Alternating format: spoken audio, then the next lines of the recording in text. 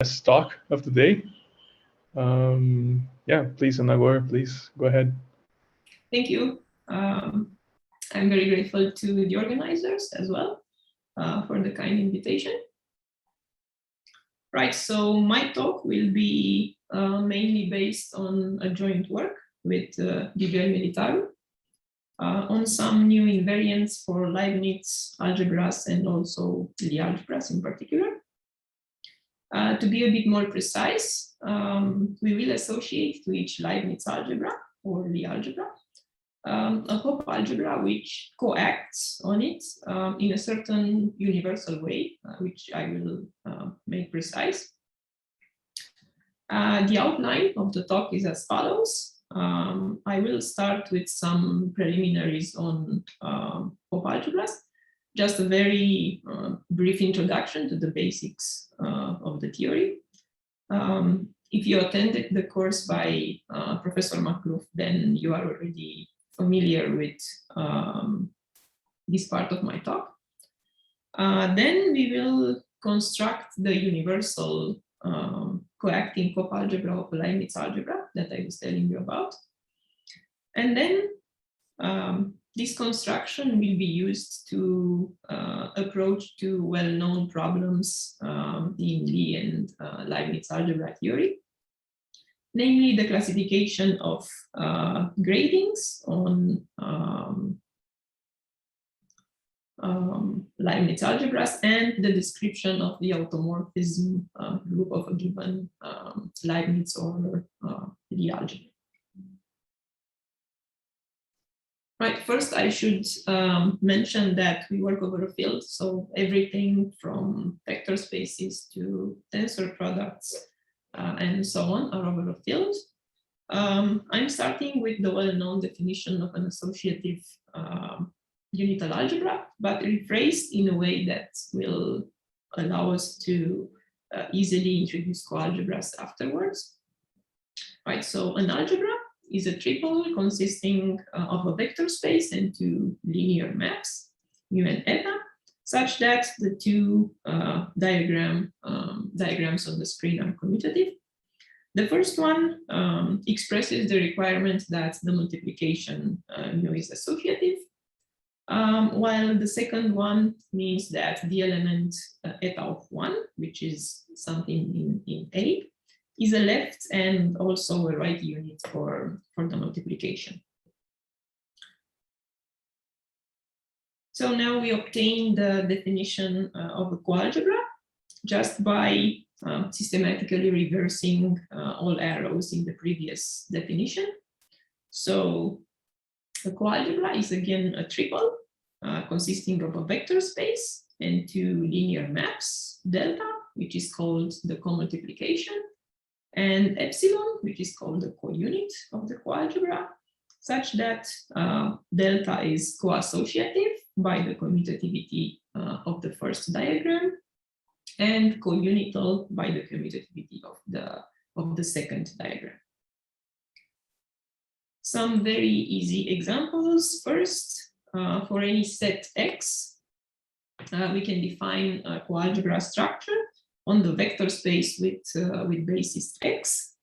And this coalgebra structure is such that the co-multiplication takes any element in the set X to the tensor product of X with itself, and the co-unit sends each element in X to 1.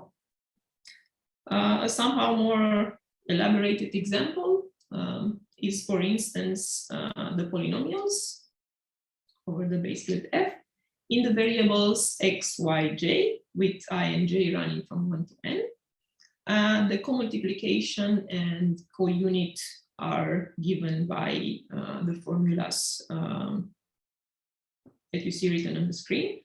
And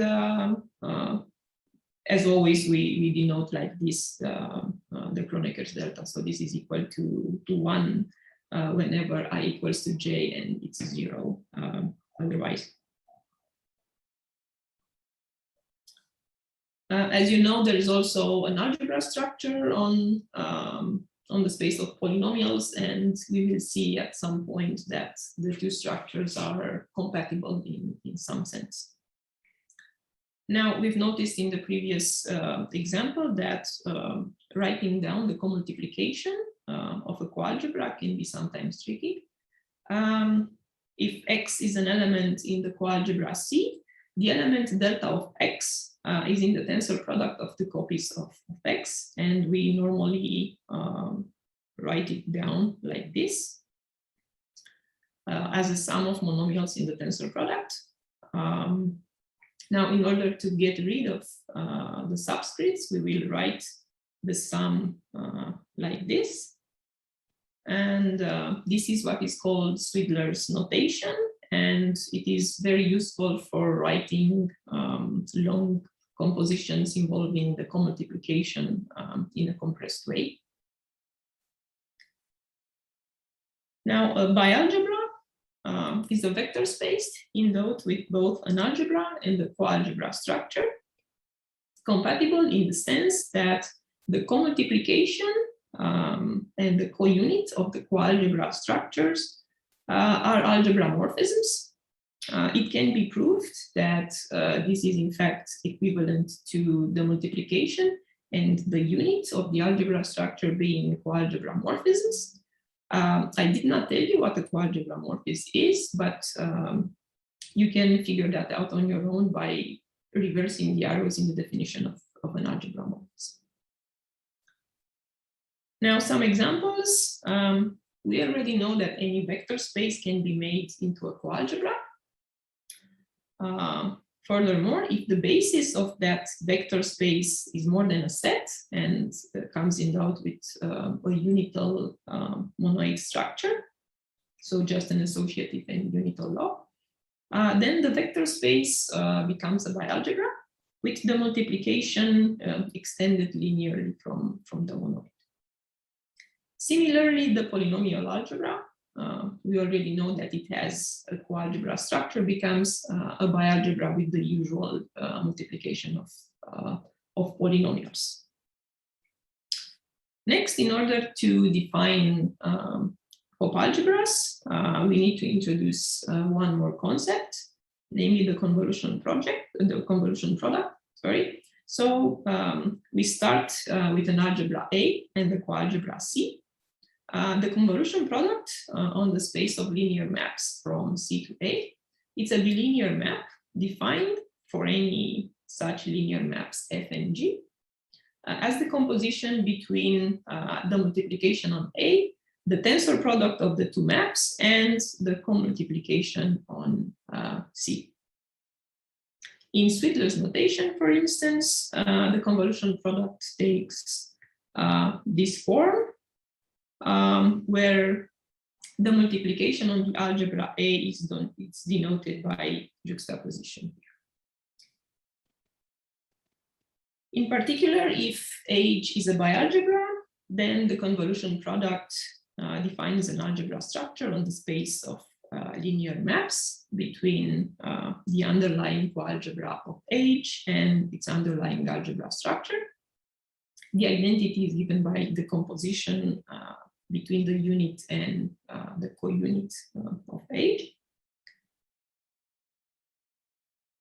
So we can now say what the Hopf algebra is. Given a bialgebra, an endomorphism on H is called an antipode for F if it's the inverse of the identity map on H with respect to the convolution product that we've just seen.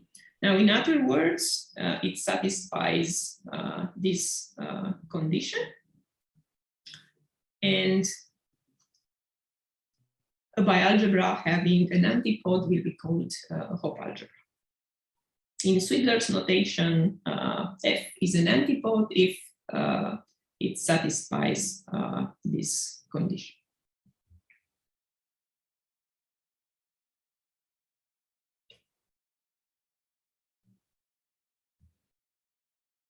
In fact, the difference between bialgebras and Right, I have one more example, I think. Yeah, so we already know that if X is a unital monoid, then the vector space with basis X has a bialgebra structure. And it turns out that it has an antipode as well, if and only if X is in fact a group. Moreover, in this case, for any element X of X, the antipode is defined precisely by the inverse of that element. And you might notice that the difference between bialgebras and Hopf algebras resembles in a way the one between monoids of groups. Instead of the inverse map, which exists in the case of groups, for Hopf algebras we have the antipode, which provides some sort of inverse, but only for certain linear combinations and not for individual elements in general. Right, so I will finish this short introduction on Hopf algebras with a few words about comodules. We know that algebras act on modules, and in the similar way, coalgebras coact on comodules. More precisely, for a coalgebra C, a left C comodule is a pair consisting of a vector space M and a linear map rho called the coaction of C on M, such that the two diagrams on the screen commute. Of course, similarly, one can define right comodules over a coalgebra. And the simplest example of commodule structure is given precisely by the commultiplication of the coalgebra. So the two diagrams that you've seen in the previous screen are trivially commutative because the commultiplication is co-associative and co-unit. Right, as I mentioned, we work over a field. A few words about notation, as some of the categories we will consider are Leibniz algebras, and they will be denoted like this. This is the category of Lie algebras. Also, we will work with commutative, associative, unital algebras, and they will be denoted like this. And finally, we will have the category of commutative bialgebras and also commutative Hopf algebras. It goes without saying that whenever we speak about bialgebras or Hopf algebras, we mean an associative unital algebra. Some of these categories are in fact connected by pairs of adjoint functors, which will be very useful for us. But I will recall them later on when they are actually needed. Now, the starting point of our work was one of Manin's construction performed in the associative algebra setting. More precisely, this construction is a Hopf algebra which coacts on a given algebra in a universal way. A similar construction, but only up to the level of bialgebras, appears in the work of Tambara as well. And in some sense, this universal coacting Hopf algebra plays the role of a symmetry group in non-commutative geometry. And our main purpose was first to obtain such a universal construction for other classes of algebras, such as Lie or Leibniz algebras. Now, Manin's result, which holds for finite dimensional associative algebras, can be stated as follows. For a given finite dimensional associative algebra A, the induced tensor product and the functor on the category of associative algebras has a left adjoint.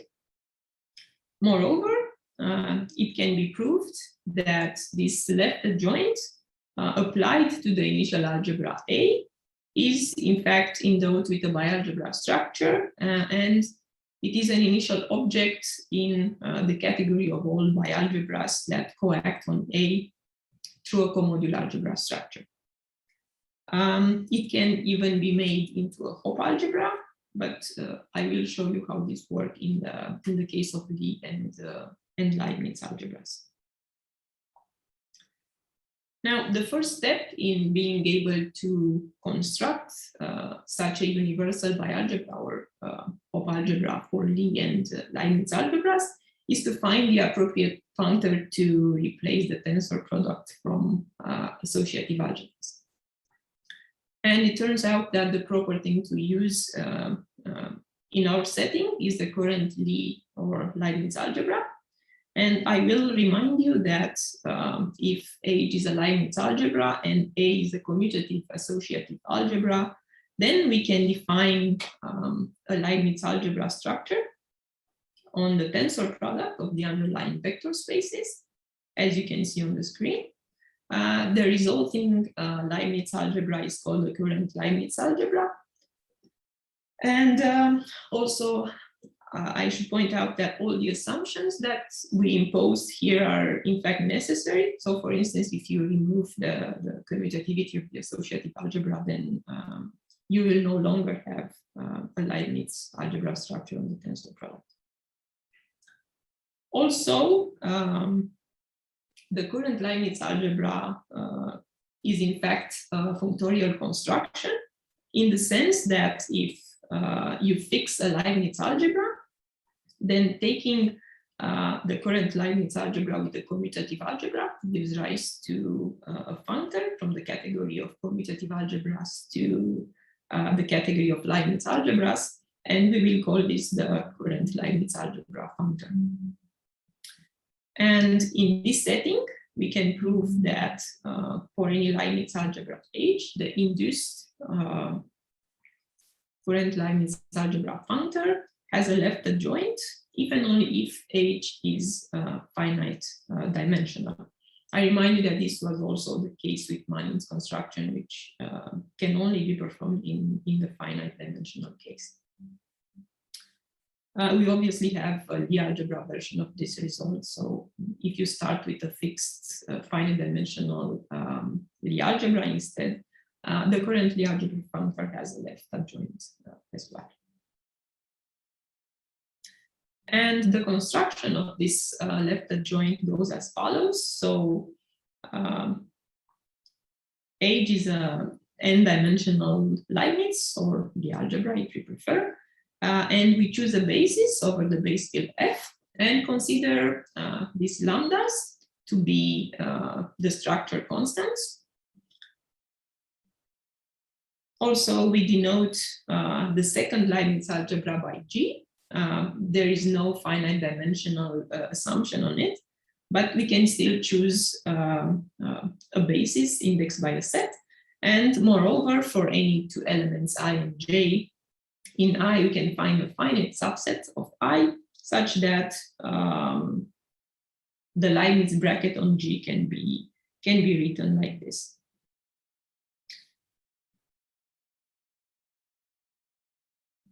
Next, we consider the polynomial algebra in the variables x, si, where s is going from 1 to n, and I is just something in the set I.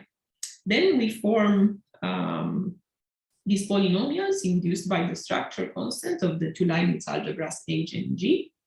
And finally, we consider the two-sided ideal of the polynomial algebra generated by all these polynomials, which we will call universal polynomials. And it turns out that this left adjoint of the current Leibniz algebra functor can be constructed as the quotient of the polynomial algebra by this ideal J. Right, so if H and J are Leibniz algebras with H finite dimensional, then the commutative algebra constructed in the previous screen will be called the universal algebra of H and A. Moreover,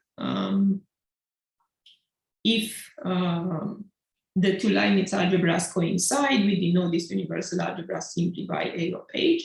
And I'm stressing this out because it's actually this A of H, the construction, that we will be mostly interested in. Furthermore, there's a canonical map, eta, defined as you can see on the screen. And it turns out that this is a Leibniz algebra homomorphism. A few examples. As you might expect, the universal algebra is not always easy to compute. I will start with perhaps the easiest example. Namely, we consider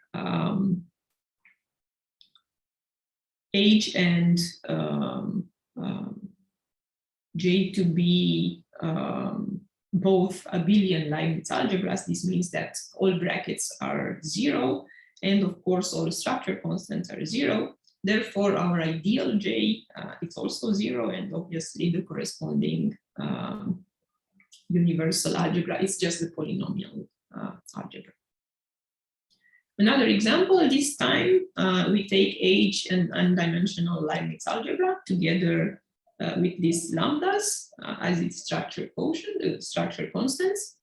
Then the universal algebra of H and the base field is just the quotient of the polynomial algebra by the ideal J generated by this simple polynomials.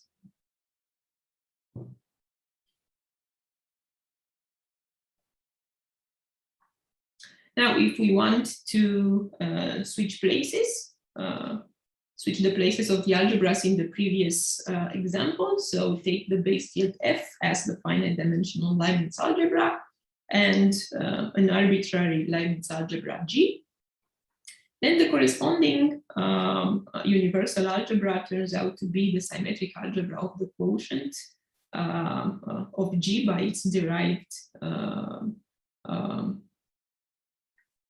subalgebra, so something very different than what we had so far. And indeed, we need to take a different approach for this example. More precisely, the strategy we used is the following. First, we consider the functor, which sends any commutative algebra A to the corresponding abelian Leibniz algebra. Then we prove that this functor is in fact isomorphic to the tensor product functor defined by the base field F. And finally, we show that the functor which sends any bialgebra G to the symmetric algebra of the quotient of G by the derived subalgebra is also a left adjoint of this first functor that we considered. Now, the uniqueness of adjoints implies the desired algebra isomorphism. So we can describe this universal coacting algebra in this way. Now, of course, if we work with Lie algebras instead, the universal polynomials which define the universal algebra will take a simplified form, because obviously the skew symmetry of the Lie algebra bracket imposes further restrictions on the structure constants. Okay, so let's see some examples in the setting of Lie algebras as well. So we consider first H to be the affine two-dimensional Lie algebra. I wrote down the Lie bracket on the slide. So in this case, we have only two non-zero structure constants, which in turn define four non-zero universal polynomials. Then after some straightforward computation, one can see that the universal algebra of the affine two-dimensional Lie algebra is isomorphic to the quotient of the polynomial algebra in the variables x, y, z by the ideal generated by x minus yz. As expected, if you increase the dimension of the considerably algebra, you also increase the difficulty of the computations when it comes down to writing down the universal coacting algebra. For instance, if you take H to be the three-dimensional special linear algebra, then we end up with 9 non-zero universal polynomials. And of course, the universal algebra is just the quotient of the polynomial algebra by the idea generated by these polynomials. And of course, this is no longer very explicit. Right, we already know that the polynomial algebra is in fact a bialgebra, and our universal algebra is a quotient of a polynomial algebra. And now we will see that it inherits a bialgebra structure as well. More precisely, we have a unique bialgebra structure in the universal algebra, such that the canonical map eta becomes a right commodule structure over the universal algebra. And moreover, this bialgebra structure makes the canonical projection into a bialgebra homomorphism as well. Now, the pair consisting of the universal algebra of a finite dimensional Leibniz algebra together with this commodule structure will be called the universal coacting bialgebra of the Leibniz algebra H. And it fulfills an important universal property. More precisely, for any other commutative bialgebra B and any Leibniz algebra homomorphism F between H and H tensor B. I remind you that the Leibniz algebra structure on this tensor product is the one we called the current Leibniz algebra. So, right, so for any such Leibniz algebra map, which makes H into a B commodule, there exists a unique bialgebra homomorphism from the universal bialgebra of H to B, which makes this diagram on the screen commutative. In other words, if you are familiar with category theory, it means that the universal coacting bialgebra is the initial object in the category of all commutative bialgebras which coact on H to a commodule algebra homomorphism. Now, this universal coacting bialgebra can be made into a Hopf algebra.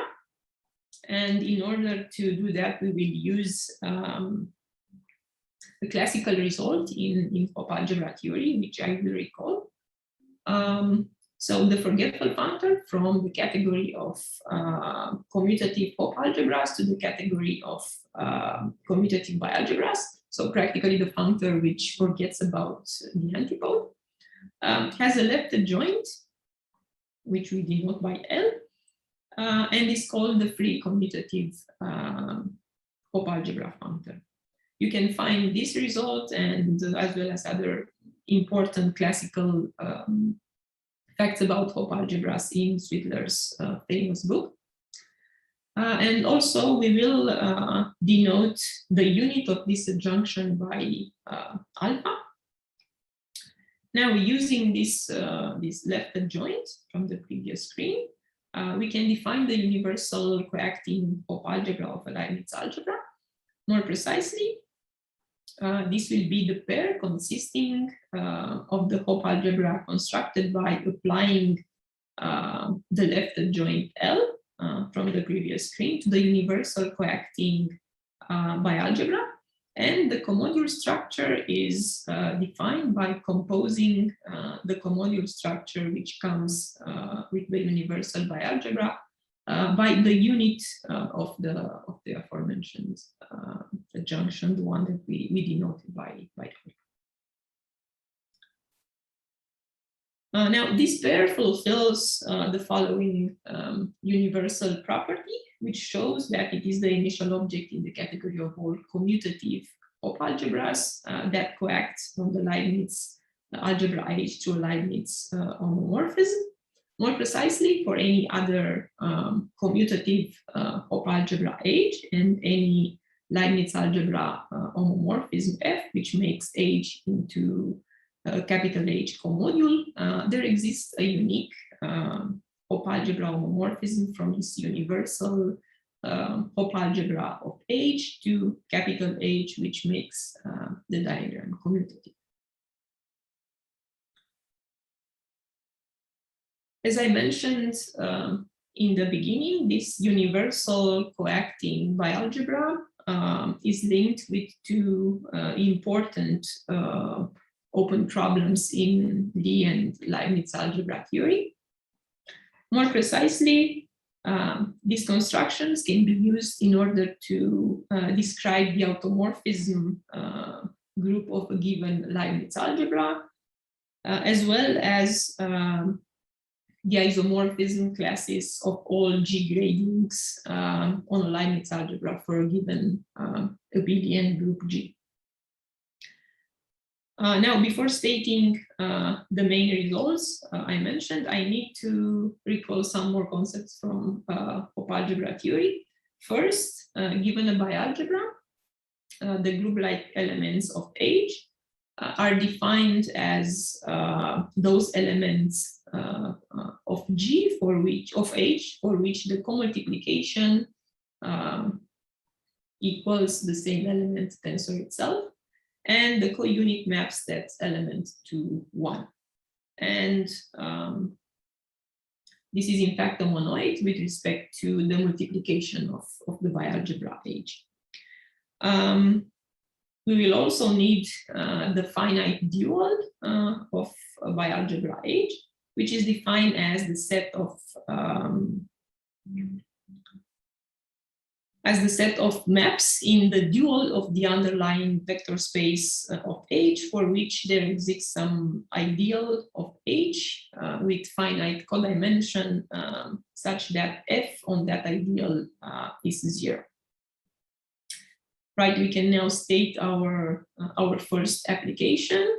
So if H is a finite dimensional Leibniz algebra, then we can explicitly describe an isomorphism of groups between the automorphisms group of this Leibniz algebra H and the group of all invertible group-like elements of the finite dual of the universal coacting bialgebra of H.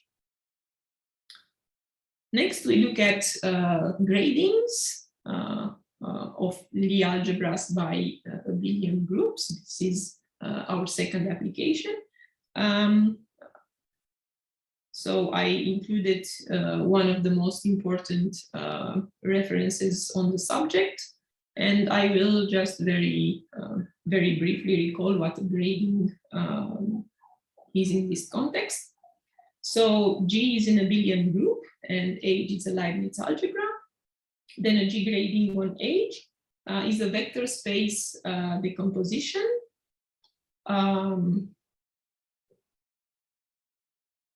Right, so it's a vector space decomposition of H as a direct sum indexed by the elements of the group G, such that the spaces of the decomposition fulfill this condition, where the juxtaposition here denotes the multiplication of the group G.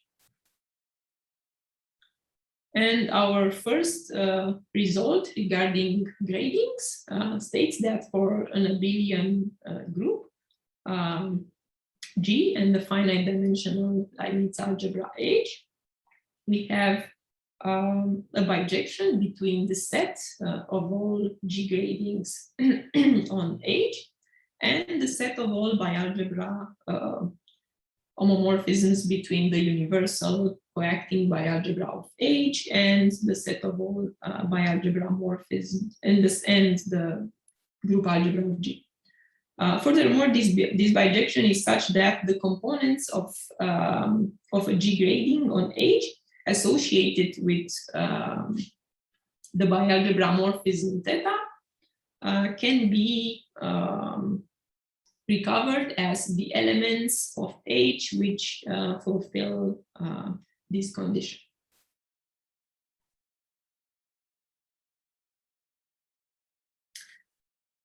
Next, we aim to classify all G-gradings on a Leibniz algebra. So first, I will recall that two gradings on the same Leibniz algebra H are called isomorphic if there exists an automorphism of the Leibniz algebra H, such that for any element of G, the corresponding graded components are mapped to each other through this automorphism. Now we consider the quotient of the set of all bialgebra morphisms from the universal coacting bialgebra to the group algebra of G through the following equivalence relation. So two such bialgebra morphisms, theta 1 and theta 2, are equivalent if there exists an invertible group-like element of the finite dual of the universal coacting bialgebra, such that this condition is fulfilled, where the star denotes the convolution.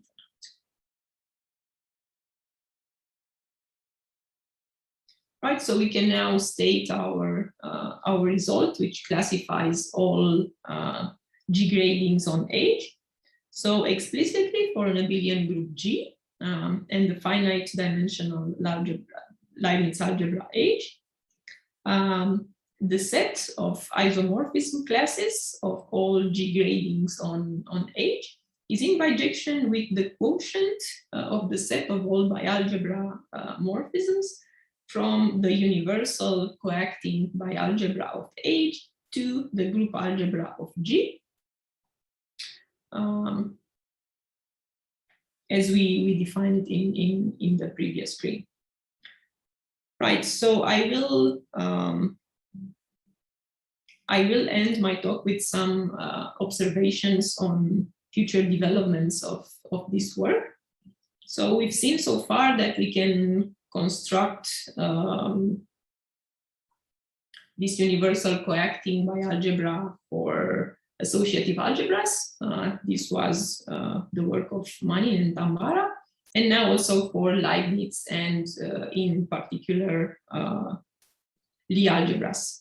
So it is of course natural to ask whether we can associate such a universal coacting bialgebra or Hopf algebra to maybe other classes of algebras as well. And the answer is yes. One example in this direction is the case of Poisson algebras. Here the universal coacting Hopf algebra is actually a Poisson Hopf algebra, which means that the underlying associative algebra is in fact a Poisson algebra, so it carries a Lie bracket as well, and also the co-multiplication and the co-unit are Poisson algebra morphisms, so not just algebra morphism as in the case of regular Hopf algebras. However, the most general setting for this construction was considered in a recent joint work with Alexei Gordienko and Just Vertrus. So here we construct a V-universal coacting Hopf algebra for what we've called a lambda algebra A and any unital subalgebra B of the endomorphism algebra of A, which satisfies some topological condition with respect to the finite topology. I will not get into the details of what a lambda algebra is. It's very technical, but I can say that it is general enough so that to include almost all types of algebras that one normally studies. So the bottom line is that we can in fact associate some sort of universal coacting bialgebra or Hopf algebra to almost any kind of algebra you want. And as we have seen, this might lead to important applications for the algebras considered. Yeah, I will stop here. Thank you.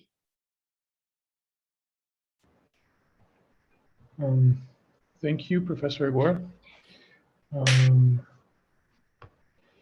Yeah, are there any questions or any comments?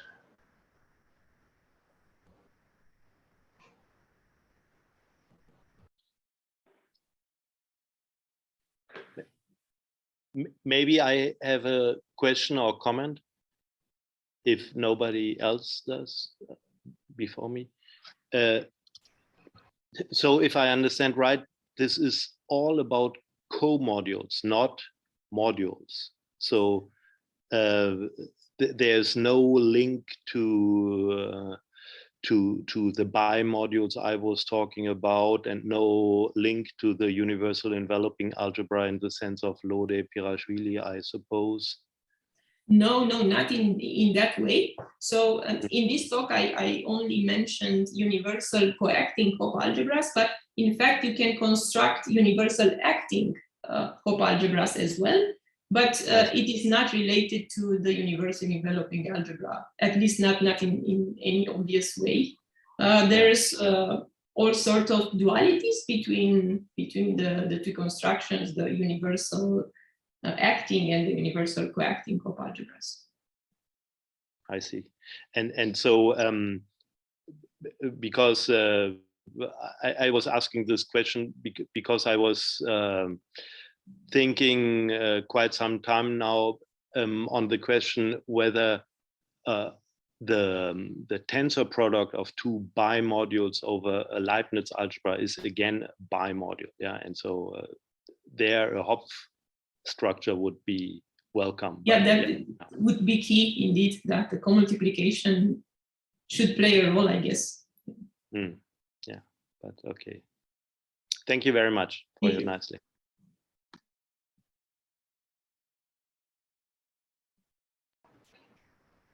Okay, any other questions or comments?